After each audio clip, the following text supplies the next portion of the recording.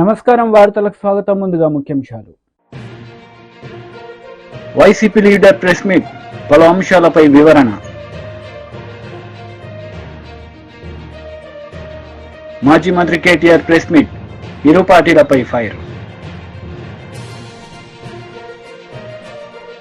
మాజీ మంత్రి కేటీఆర్ మీడియా సమావేశం నిర్వహించారు. ఈ సందర్భంగా పలు అంశాలపై ఆయన మాట్లాడారు. తెలంగాణ వాటా 42% అనుకుంటే, ఎందుకంటే 58-42 రేషియోలో పంపకాలు జరిగినాయి కాబట్టి 42% అనుకుంటే తెలంగాణ వాటా తెలంగాణలోని 10 జిల్లాలకు దక్కింది కేవలం 10,080 ఉద్యోగాలు మాత్రమే. మళ్ళొక్కసారి నేను చెప్తా ఉన్నా, 10 ఏళ్లలో తెలంగాణకు ఘనత వహించిన కాంగ్రెస్ ప్రభుత్వ హయాంలో 2004 నుంచి 2014 వరకు తెలంగాణకు దక్కింది ప్రభుత్వ ఉద్యోగాల్లో నియామకాలు జరిపింది కేవలం 10,000. 10 సంవత్సరాల్లో 10,000 అంటే సంవత్సరానికి 1000 ఉద్యోగాలు మాత్రమే. కానీ అదే కేసీఆర్ గారు ప్రభుత్వం ఏం చేసింది?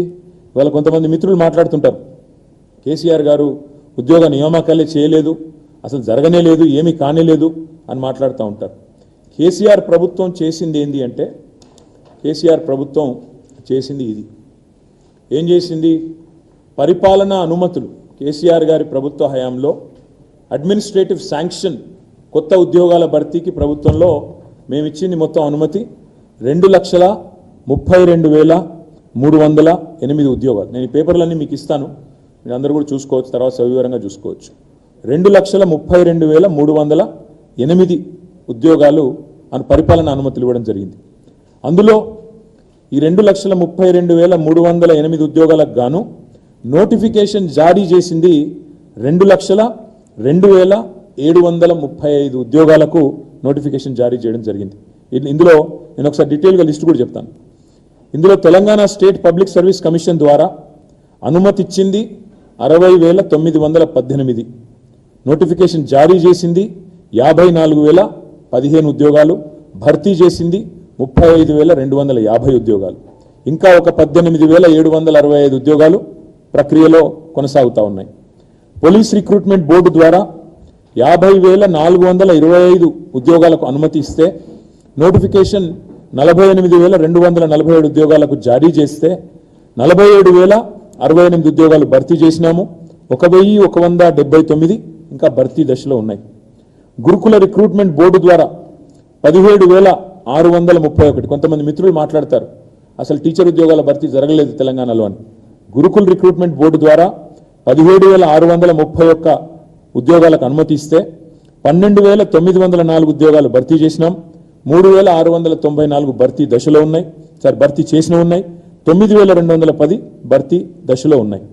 అదేవిధంగా డిఎస్సి ద్వారా 34,100 ఉద్యోగాలకు అనుమతిస్తే అందులో నోటిఫికేషన్లు జారీ చేసింది 28,534, పూర్తి చేసింది భర్తీ చేసింది 22,892, భర్తీ దశలో ఉన్నది 5,642.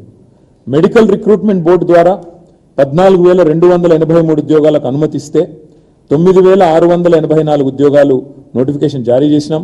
భర్తీ చేసింది 2,047, 7,637 భర్తీ దశలో ఉన్నాయి.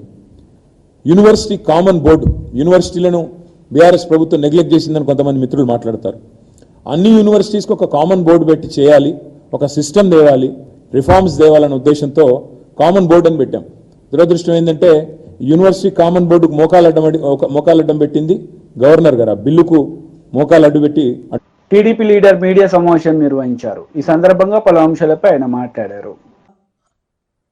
ఈ కార్యక్రమాన్ని అంతా కూడా సిఎస్ జవహర్ రెడ్డి నడిపించారు. దగ్గర 45 రోజుల నుంచి 60 రోజుల వరకు సమయం ఇవ్వాలి నోటిఫికేషన్కి. వివిధ డిపార్ట్మెంట్లో ఉన్న ప్రతి ఒక్క అర్హత ఉన్న అధికారి కూడా దానికి అప్లై చేసుకోవాలి. తర్వాత వాళ్ళ మీద ఏమేం కేసులు ఉన్నాయి, ఏమేం సర్వీస్ ఉంది, ఏమేమి వాళ్ళు రికార్డ్స్ పెట్టారు, అవన్నీ కూడా తరోగా. ఎందుకంటే ఒక ఐఏఎస్ ఉద్యోగం ఇచ్చేటప్పుడు, కన్ఫర్మేషన్ ఇచ్చేటప్పుడు ప్రభుత్వ శాఖలో ఇవాళ అవన్నీ కూడా చేయాల్సిన పరిస్థితుల్లో ఎన్నికల కోడ్ వచ్చిన తర్వాత కట్టుదిట్టంగా ఏదో ఒక విధంగా ఈ తతంగం అంతా కూడా పూర్తి చేసి తాను అనుకున్న వ్యక్తులకి కన్ఫర్డ్ ఐఏఎస్ పదవులు కట్టబెట్టడానికి జవహర్ రెడ్డి పడిన ఆత్రాన్ని ఇవాళ మీడియా ప్రశ్నిస్తూ ఉంటే ముఖ్యమంత్రి కార్యాలయం నుంచి స్పందన లేదు, సిఎస్ జవహర్ రెడ్డి నుంచి స్పందన లేదు. అడ్డగోలుగా కన్ఫర్డ్ ఐఏఎస్ ప్రక్రియని మీడియా ఘోషిస్తూ ఉంటే ఎందుకు మీరు నోరు తెరవలేకపోతున్నారు? నోటిఫికేషన్పై గోప్యత ఎందుకు? గడువు ఎందుకు తక్కువ పెట్టారు? ఆగమేఘాల మీద జాబితా ఎందుకు రెడీ చేశారు? దరఖాస్తులు స్క్రూటినీ కూడా ఎందుకు సవివరంగా చేయలేదు? పాత జాబితాలో ఉన్న పేర్లు మళ్ళీ ఎందుకు పెట్టారు?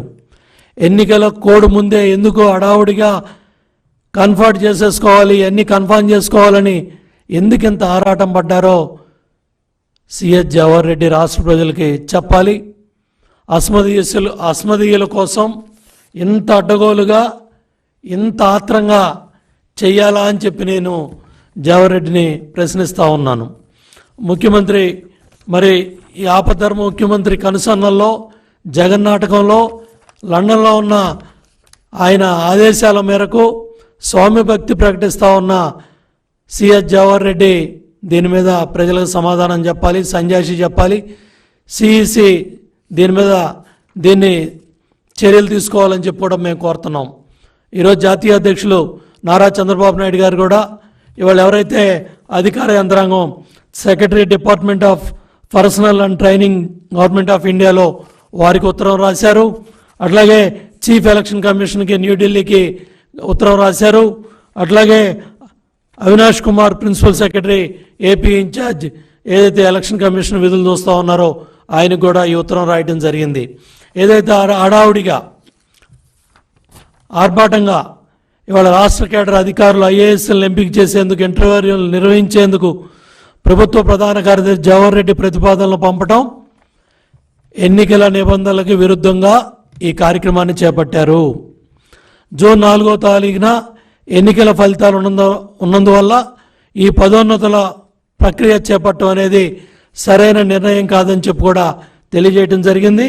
అదేవిధంగా ఎవరైతే యూపీపీఎస్సీ చైర్మన్కి కూడా చాలా క్లియర్గా ఈ వివరాలని యూనియన్ పబ్లిక్ సర్వీస్ కమిషన్ చైర్మన్కి కూడా ఈ వివరాలన్నీ కూడా చంద్రబాబు నాయుడు గారు తెలియజేయడం జరిగింది. ఏదైతే మొండితనంతో ఇంటర్వ్యూలు నిర్వహిస్తే పూర్తిగా ఇది ఎన్నికల కోడ్ ఉల్లంఘించినట్టే. ఈ పదోన్నత జాబితాలో ఉన్నవారు కూడా ఎవరైతే ఇవాళ మీరు షార్ట్ లిస్ట్ చేస్తూ ఉన్న 49 మంది అని చెప్తా ఉన్నారో కమర్షియల్ డిపార్ట్మెంట్లో చాలామంది అర్హత ఉన్న వ్యక్తులు అప్లై చేసుకోవడానికి కనీసం నోటిఫికేషన్ కూడా సచివాలయంలో హెచ్ఓడీలకు కూడా తెలియజేయాల మీ నోటిఫికేషన్. అంటే ఏ స్థాయిలో అధికార దుర్వినియోగం జరుగుతూ ఉంది, ఏ స్థాయిలో మీరు అస్మదీయుల కోసం పనిచేస్తూ ఉన్నారు, ఏ స్థాయిలో మీ జిల్లా అధికారుల్ని మీ అస్మదీయుల్ని మీ బంధుగణాన్ని మీకు సంబంధించిన వ్యక్తుల్ని తెచ్చుకోవడానికి మీరు ధనంజయ రెడ్డి జవహర్ రెడ్డి ఎంత ఆరాట పడతా ఉన్నారో ఈ వాస్తవాలన్నీ కూడా ఇవాళ మీడియా ద్వారా బయటకు వచ్చాయి. మీరు ఎవరైతే ఇవాళ షార్ట్లు ఇచ్చే 49 మంది వచ్చారని చెప్తున్నారో ఆ 49 మందిలో మీకు కావాల్సిన వాళ్ళని మీ అస్మదీయుల్ని మీ జిల్లా వ్యక్తులకు మెజార్టీ నెంబర్ ఇచ్చి దగ్గర 10 మందిని ఎంపిక చేశారు.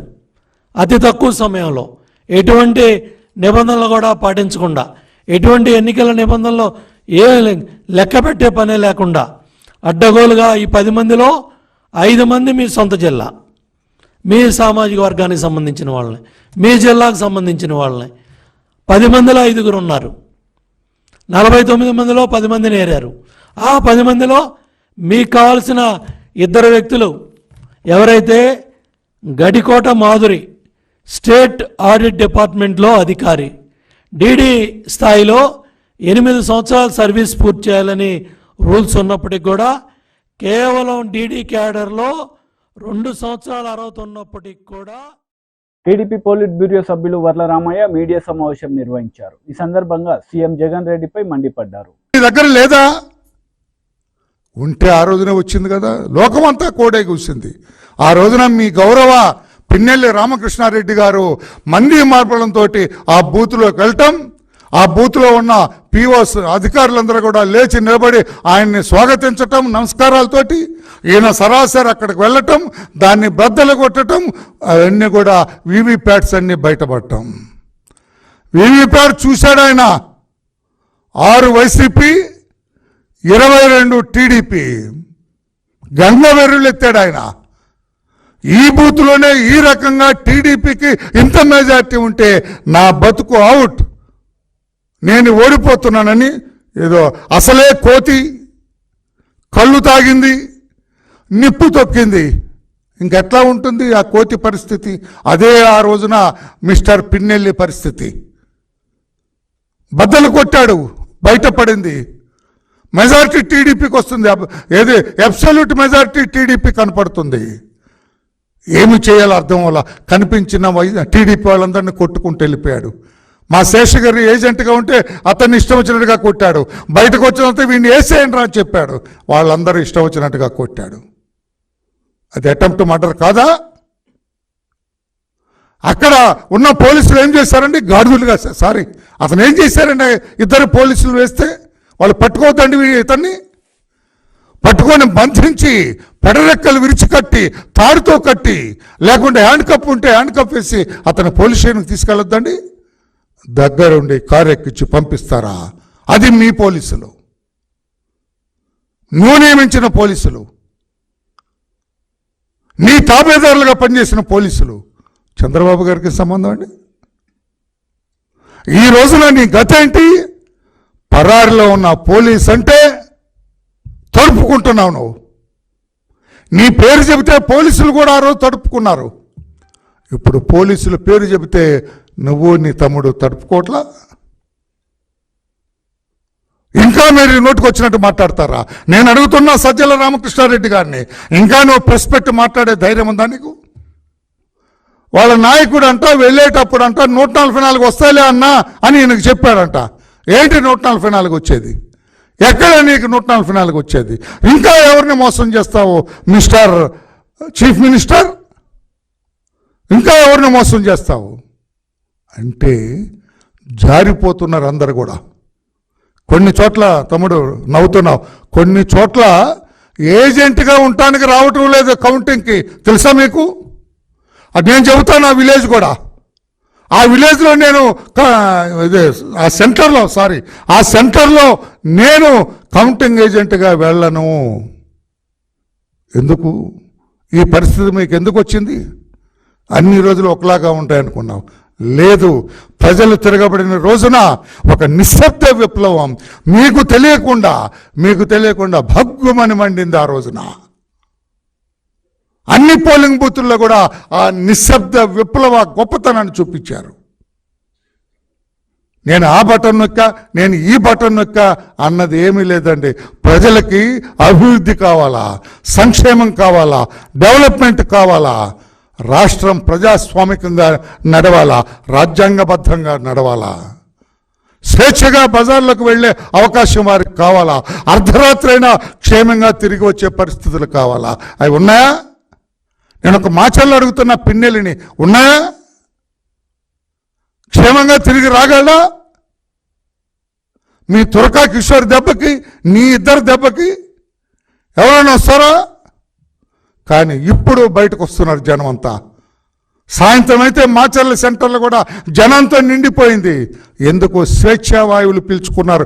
ఎప్పుడైతే ఈ అన్నదమ్ములు 2 పరారులో ఉన్నారో, ఎప్పుడైతే పోలీసులు వీళ్ళు వెంటబడ్డారో, వీళ్ళు అసలు భద్రయ్యలు కాదు, వట్టి ఉత్తి భద్రయ్యలు అని తెలిసిన తర్వాత జనమంతా కూడా మాచర్లలో వీధుల్లో సరదాగా తిరుగుతున్నారు. చెన్నకేశ్వరుడు గుడి దగ్గర స్వేచ్ఛగా వెళ్తున్నారు, దేవుణ్ణి స్వేచ్ఛగా సందర్శించుకుంటున్నారు. అక్కడ మీరెప్పుడైతే కాంగ్రెస్ నేతలు మీడియా సమావేశం నిర్వహించారు. ఈ సందర్భంగా పలు అంశాలపై వారు మాట్లాడారు.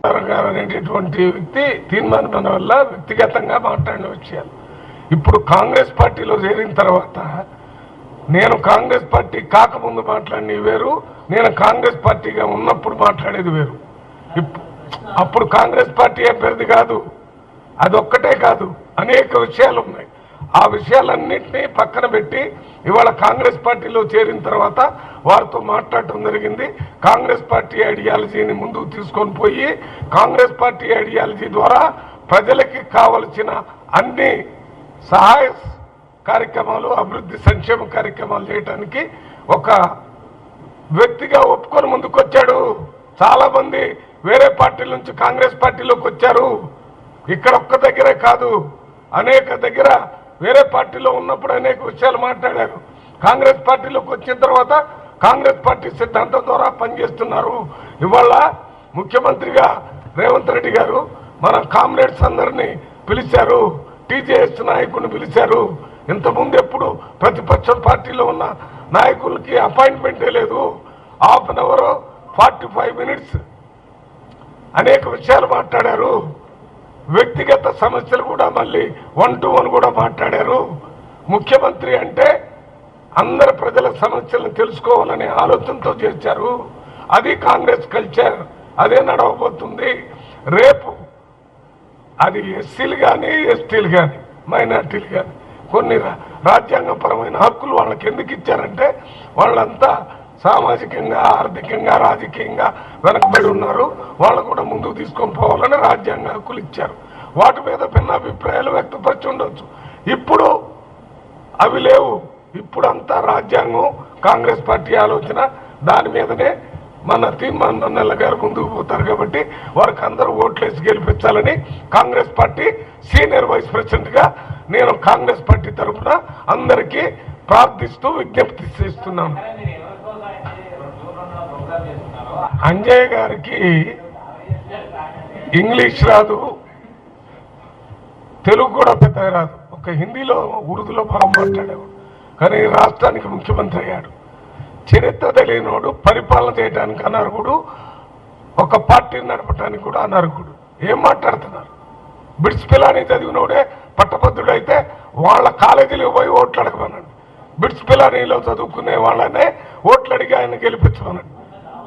ఇప్పుడు ఎవరు పట్టభద్రులు అంటే BA, BCom, BSc, BE, MBBS డాక్టర్ని వీళ్ళందరం కలిసి ఒక పట్టభద్రుల జరిగేటటువంటి బిట్స్ పిల్లని కాలేజీలో జరిగే ఎన్నికలు ఇవి. ఏం మాట్లాడుతున్నారు కేటీఆర్ గారు? అందువల్లనే మొన్న మిమ్మల్ని ఎన్మాస్గా ఓడించి కాంగ్రెస్ పార్టీని గెలిపించి ప్రభుత్వంలో తెచ్చారు. ఏం మాట్లాడాలో తెలియక రోజు శాపనార్థాలు పెట్టడమే మీ దగ్గర ఉన్న పని. శాపనార్థాలు ఎవరు పెడతారో తెలుసా? అత్యంత బలహీనుడు, చేతకానివాడు, ఏమీ చేయలేనివాడు ఊరికనే శాపనార్థాలు పెడతాడు. బలమైన వాడు ఆరోపణలు చేస్తాడు, నిరూపిస్తాడు, యుద్ధం చేస్తాడు. అదేం లేదు నీ దగ్గర. తీవ్రంగా ఖండిస్తున్నాను. ఈ మాటలను విత్డ్రా చేసుకోవాలి.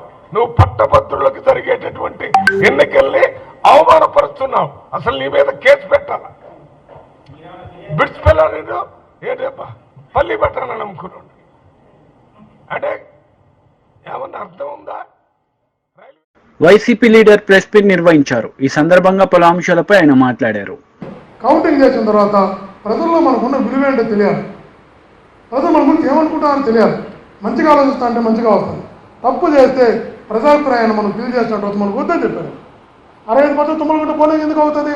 నిజంగా నేను చేయాలనుకుంటే ఎవరు నిలబడతారు కూతురు? అక్కడ మా ఊర్లో ఊరంతా ఒకటిగా ఉన్నప్పుడు 90% ఒకటిగా ఉన్నప్పుడు మేము పోలింగ్ జరిగింది కదా.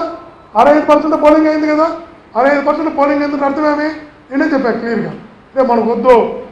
మన మీద ప్రజల్లో ఉన్న అభిప్రాయం ఏంటో తెలియాలి అంటే మనం తప్పు చేయకూడదు. ఒక ఓటు కూడా మనం తప్పుగా మార్కులు వేయించకూడదు. ప్రజలు ఓటు వేయని రిజల్ట్ వచ్చిన తర్వాత చూద్దాం. ప్రజలు మనకున్న స్థానం ఏందో, ప్రజలు మనం అంటే ఉన్న గౌరవం ఏందో ఒకసారి తెలుసుకుందాం. ఒకసారి వదిలేయని చెప్పారు. మీరు ఆలోచించాలి ఒకసారి కూడా. ఆత్మీయులారా, నేను చెప్తాను ఈరోజు కూడా నాన్నగారు కూడా, నా శ్రీమతి నాన్నగారు కూడా, రాజకీయాలు జీవితంలో ఒక భాగమే తప్ప జీవితం ఎప్పుడు రాజకీయం కాదు. రాజకీయం కూడా జీవితంలో చెయ్యాలంటే లీడర్ అనేవాడు ఎప్పుడు యాక్టర్గా ఉండకూడదు. నాయకుడు అనేవాడు ఎప్పుడు తను ఒకసారి చెప్పారు. చంద్రగిరిలో ధర్నా చేశారు. చంద్రగిరిలో ధర్నా చేస్తూ ఆ రోజు కిరోసం తెచ్చిపెట్టుకోండి, కిరోసం తెచ్చిపెట్టుకొని నన్ను అరెస్ట్ నేను పోసుకుంటా, అరెస్ట్ అయితే ఆత్మహత్య చేసుకుంటానండి. సో అధికారులు కుయ్యమని అడుక్కున్నారు, చేశారు. ఆర్టీ హౌస్కి వచ్చారు. పెట్రోల్ పోసుకోండి ఆర్టీ హౌస్లో. ఏమని? ఈ పెట్రోల్ పోసుకొని ఓట్లు దొంగ ఓట్లు ఉన్నాయి, నేను సూసైడ్ చేసుకుంటానన్నాడు. ఆ తర్వాత ఎలక్షన్ జరిగేటప్పుడు సాక్షాత్తు లోకేష్ గారు తప్పట్టున్నారు. లోకేష్ గారి సమక్షంలో నాకు కానీ ఓటు వేయకపోతే 4 తేదీ తర్వాత నా శవం చూస్తానన్నట్టు మాట్లాడాడు, నేను చచ్చిపోతానన్నట్టు మాట్లాడాడు. నేను అడుగుతున్నా, తన వీడియోలు పెట్టాడు, వాట్సాప్లో పెట్టారు, చాలామంది చూపించారు. తను ఓటు వేయకపోతే తను ఏదో చేసుకుంటే 4 తేదీ తర్వాత ఇంకా నేను ఉండను అని చెప్తున్నాడు. ఎమోషనల్గా పబ్లిక్ని ఓటు కోసం ఇలా ఆత్మహత్య చేసుకుంటానట్టు మాట్లాడుతున్నాడు. దీన్ని కౌంటర్ ఇద్దామంటే నేను ఆ రోజు ఒకటే చెప్పా, మరి లీడర్ అనేవాడు ఎప్పుడు కూడా నాయకుడు అన్నాడు, ఇప్పుడు ధైర్యం చెప్పేవాడు నాయకుడు, నడిపించేవాడు నాయకుడు కావాలా. ఒకటి ఇబ్బంది తిన్నాను భుజం తట్టేవాడు నాయకుడు కావాలా. ఒక చిన్న దర్రాజు సూసైడ్ చేసుకుంటాను, దొంగోట్లని సూసైడ్ చేసుకుంటాను, నాకు ఓటు అయిపోతే నేను ఆత్మహత్య చేసుకుంటాను, 4 తర్వాత నా శవాన్ని చూస్తాననేవాడు నాయకుడు ఇప్పుడు కాలేదా. పదవులు రావచ్చు రాకపోవచ్చు, కానీ నాయకుడు ఇప్పుడు కాలేడు, నువ్వు వదిలేరు అని చెప్పిన. నాకు అన్న కదా చెప్పిన, కౌంటర్ ఇద్దామంటే అవసరం లేదు, వదిలే. అతను నాయకత్వ లక్షణాలు రావాలంటే ముందు తనకు ధైర్యం రావాలి. ఎంత ధైర్యం రావాలంటే బాధపడేవాడిని ఓదార్చగలగాల, భయపడేవాడిని ధైర్యం చెప్పగలగాల, నడిపించగలిగేవాడు నాయకుడు అవుతారు తప్ప నేనేదో చేసుకుంటాను నాకు జరగకపోతే అనేవాడిని నాయకుడు ఎలా అవుతా నాకు అర్థం కావట్లేదు. తప్పట్టాను కాదు, ఇప్పుడు ఆ మాట అనేది నోట్లో ఎప్పుడు ఏ నాయకుడు కూడా రాకూడదు. ఒక్కసారి నోట్లో ఒక్కసారి నేనేదో చేసుకుంటా ఆత్మహత్య చేసుకుంటా ప్రతిదానికి అనే వ్యక్తి తన జీవితకాలంలో ఎప్పుడు కూడా, ఈరోజు రాజకీయాలు పక్కన పెడదాం, ఆ మనస్తత్వం తనకు అలవాటు అయిన తర్వాత తనకి ఎప్పుడు తన మీద తనకు నమ్మకం ఉండదు. మీరు గుర్తుపెట్టి మీకైనా కూడా నాకైనా కూడా నా బిడ్డలకైనా కూడా చెప్తున్నా, తన మీద తనకు నమ్మకం లేనివాడు ఎప్పుడు ఇలాంటి మాటలు మారుతుంది, అది చేసుకుంటే ఇది చేసుకుంటాను. ఇప్పుడు అనకూడదు నాయకుడు అనేవాడు. తనకు కూడా విజ్ఞప్తి చేస్తున్నాను, జీవితంలో ఎప్పుడు కూడా నాని గారు కూడా మనస్ఫూర్తిగా విజ్ఞప్తి చేస్తున్నాను, ఎప్పుడు కూడా. వార్తలు ముగించే ముందు ముఖ్యాంశాలు మరోసారి. వైసీపీ లీడర్ ప్రెస్ మీట్, పలు అంశాలపై వివరణ. మాజీ మంత్రి కేటీఆర్ ప్రెస్ మీట్, ఇరు పార్టీలపై ఫైర్. ఈ వార్తలు ఇంతటితో సమాప్తం. తిరిగి ప్రసారమయ్యే వార్తల్లో మళ్ళీ కలుద్దాం. అంతవరకు సెలవు, నమస్తే.